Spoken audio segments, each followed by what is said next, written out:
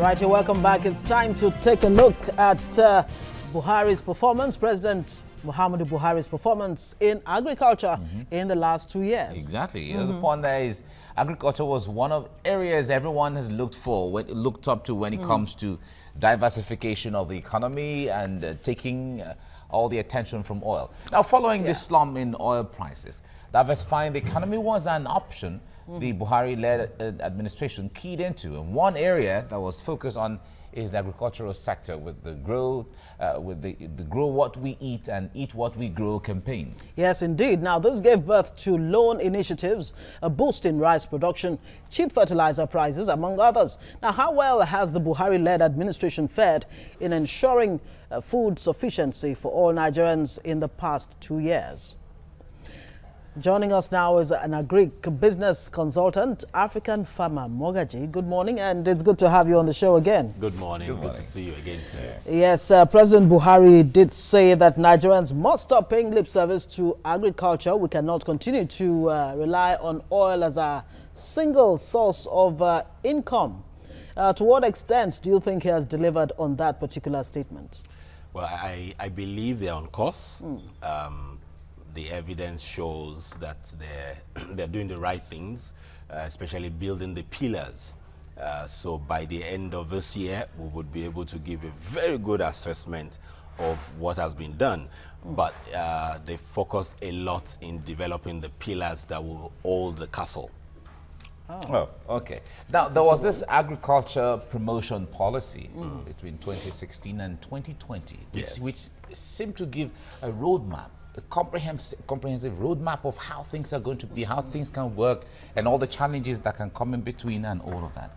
We were thinking that by now there should have been, because you talked about the pillars, but Nigerians expect that by now it should have taken off. Well, I agree with you. The momentum is not as expected. A lot ought to have been implemented, but you know, there's government bureaucracies at the presidential level, at state level. You find these policies, but the people to implement, you know, that's where the challenge is. And so what I think the government needs to begin to do now is accountability.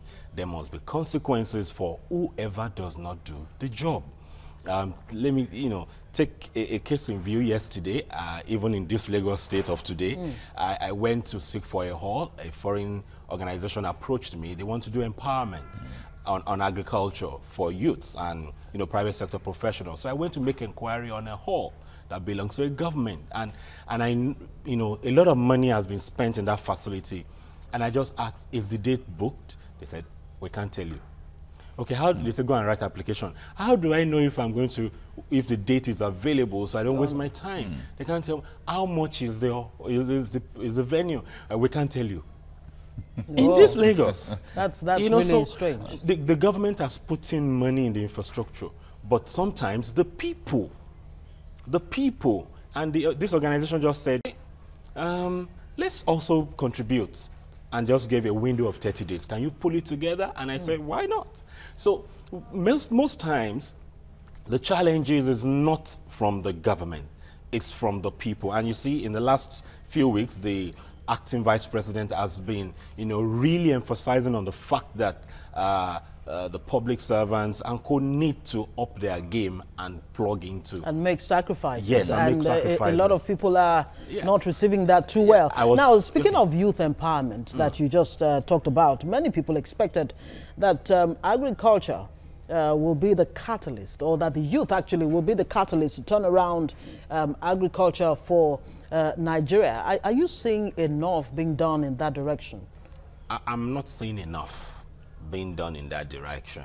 That's an area I would say it's still lip service, from governments across board. You have the youths who are willing, who are jobless, who are eager to do things. However, the model and the approach is what I'm saying, that it's where there's a gap.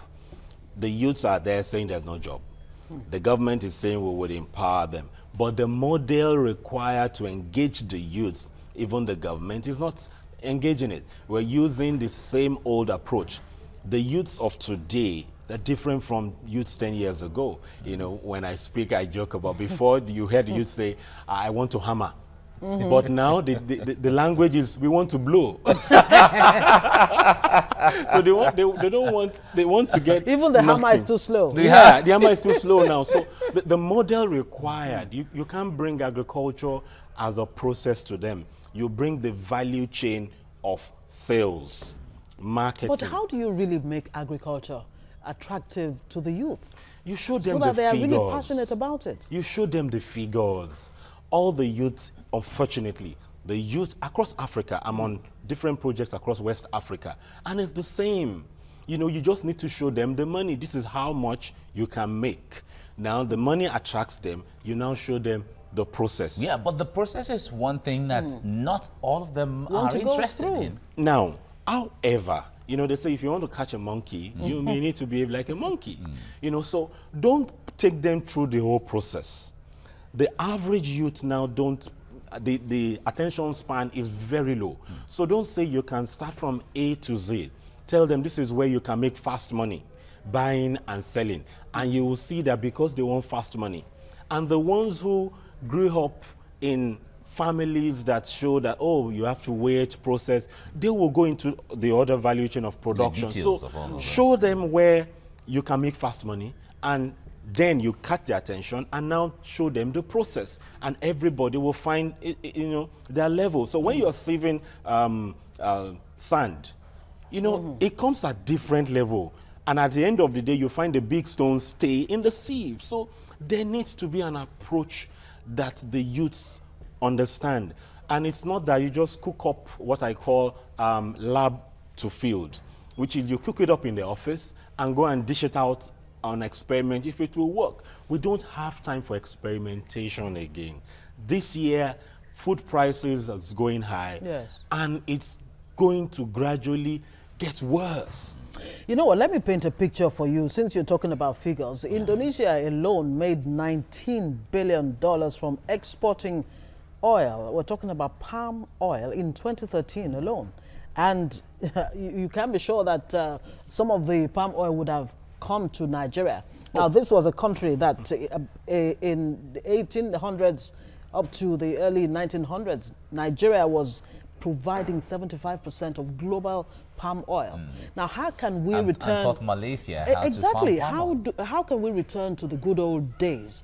Because now we keep talking about rice, and it's just one crop. You see, there's a system naturally now to return to the good old days. The multinationals that have failed to engage in that backward integration, the politicians who have seen, you know, in quotes, cheap money, and they've just stored it up. Now all of them, they are taking the money back, and they will do long-term projects, and that's what is happening. So it will take a bit of time for us to see these things, but the multinationals who have shut down factories because they didn't plan backward integration, they didn't invest, and they were just importing from Indonesia and Malaysia. Now they are taking money and taking it back to the farm, which was a visionary approach that Donald Duke had in his state. He invested heavily in cocoa and oil palm, and then it was not a common decision. But right now, when the prices have skyrocketed, he's gaining, you know, that momentum, and the money is going to, you know, cross the river, Calabar. So what I'm saying is that, you know, the process has started. The politicians are seriously putting money in agriculture now, because that's the only way to sustain the Buhari administration. All right, if we talk about private sector in here, when it comes to the actual manufacturing, actual buying and selling and all of that, we see private sectors cashing in those areas. But in agriculture, that seem even to have more potentials, even more prospects, we don't often see private sector cashing in on the benefits in agriculture. One, there is no information, when I mean accurate information available to them. The information, and they will find it mostly on Google. The information available on Google is different from the field realities. So when they put up their business plans and co, what happens most times is when they are faced with the reality, they've discovered that they've invested. What the red is not, doesn't tally with what's on ground. Yes. So what I think government needs to do really is to provide real information to showcase companies that have, they're moribund, they're not doing fine, that they can put money in and support them. Like take for instance, some months back, the government came up with a good policy to say that they increased the tariff of tomato paste by 50%, effective May 7. However, good policy, but the timing of implementation was wrong. And why? Around March, from beginning of March, the prices of tomato per basket, which is the 60 kg basket, begins to go up again, till October. So you've brought a good policy at the wrong time. The average processor cannot buy a basket of tomato more than 2,500, more than that. As at the time they were, releasing that policy, to the public, a basket was 3,500. So what that means that there's going to be a lot of pressure on investors who have put in money.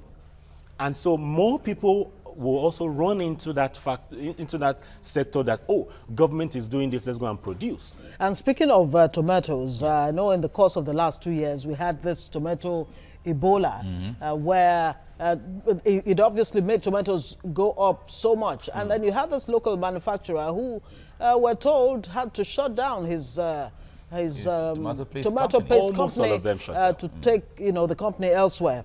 Now, talking about the government's performance in the last 2 years, there was a 75 million billion actually, loan to farmers in all 36 states of the Federation. What impact has this had? I wonder if you know about it.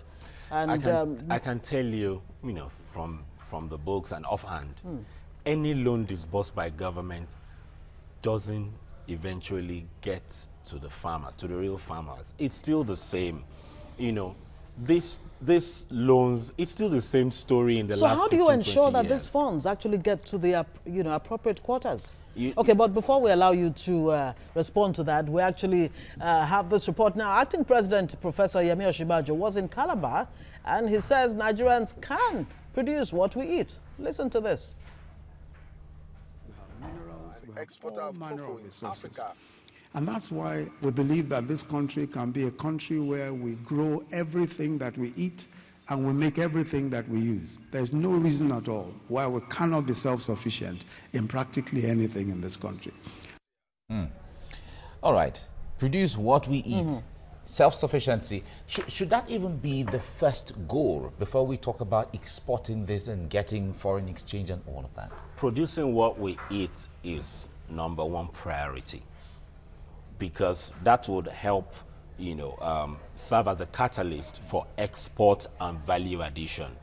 Until we overproduce, processing factories are not sustainable. So we need to produce excess for them to have enough raw material, not just to operate within 8 hours a day. Most of the big investors need their facility running 24 hours for months, non-stop. So, and it's the excess and structured production for them that would ensure that. So most of the investors who have invested in value addition for raw agri produce, most of them are crying, most of them. So how do we plug the loopholes? Talking about the loans, for example, ensuring that they don't get into the hands of so-called portfolio farmers that, has been described here on this show in the past. Well, transparency in publishing the organizations, the companies or the individuals who have received these loans. And it's only the body who gave the money that can place a demand, bring these names out, bring the phone numbers, and form a small committee who looks into it to ensure to call those people. Have you gotten this money? How much have you gotten?